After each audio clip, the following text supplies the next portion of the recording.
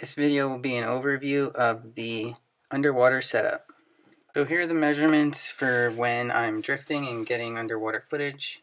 I've got the bottom hook about 32 inches away from the main line. And these all are attached to the main line via dropper loops. Attached to the dropper loops are short leaders with a hook. That's just so I can change things out quickly. The top hook is about 12 inches away from the main line. And then all together, we're about 32 inches away from the camera. So it's about 4 inches maybe from the weight. And then the camera's up there. And from the camera to the first hook is about 12 inches. So the camera does have adjustments to go up and down. That means the 32 inches could increase, and it also could decrease if the water clarity is really bad and I need to get the camera closer to the baits. I can adjust the camera by sliding it up and down. But this is the overall dimension of what I start out with. From the top hook to the bottom hook is going to be right there, 28 inches, so 28 minus 12, roughly 16.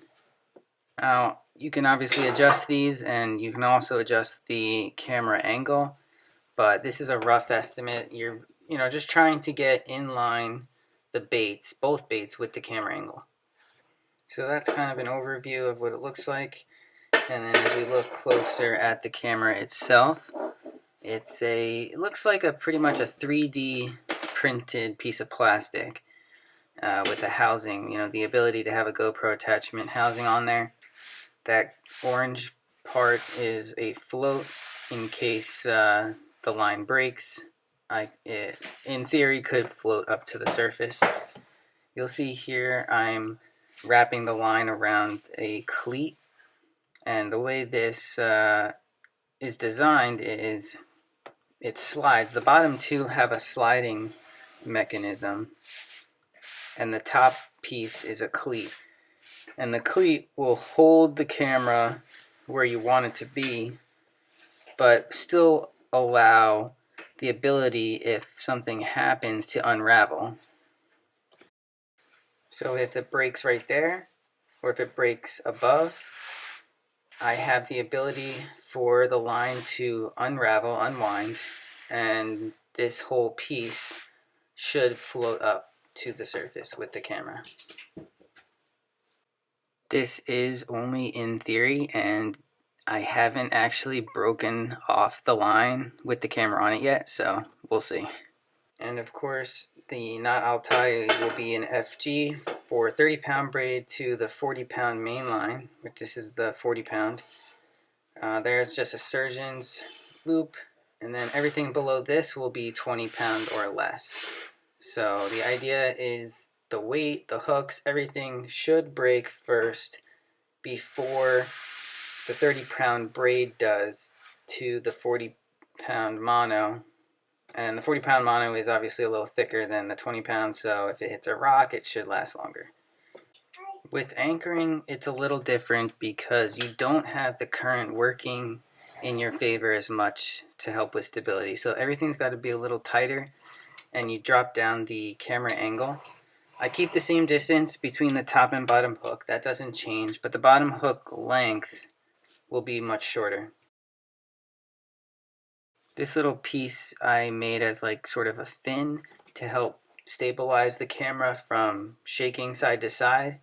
It doesn't really work when the current is going too fast. It will actually sway it too much back and forth. But with just a little bit of current, it works actually pretty well. So here you go. We got the same measurements. I shorten it to basically 12 inches for each one. Same distance down to the weight.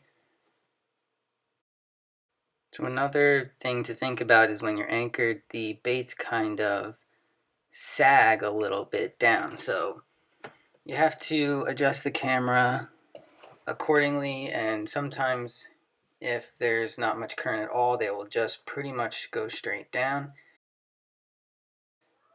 you really have to kind of experiment a bit and move the camera angle. Everything changes with the current. That's why, you know, too little current's not good, but too much is not good either. You'll see here, you know, a lot of times these baits are only like about 6 inches because the hook weight itself is dragging down the crab or the shrimp or whatever it is. And that's the anchored position. That's kind of what it looks like. So, yeah. Hope you enjoyed, and give it a try out for yourself.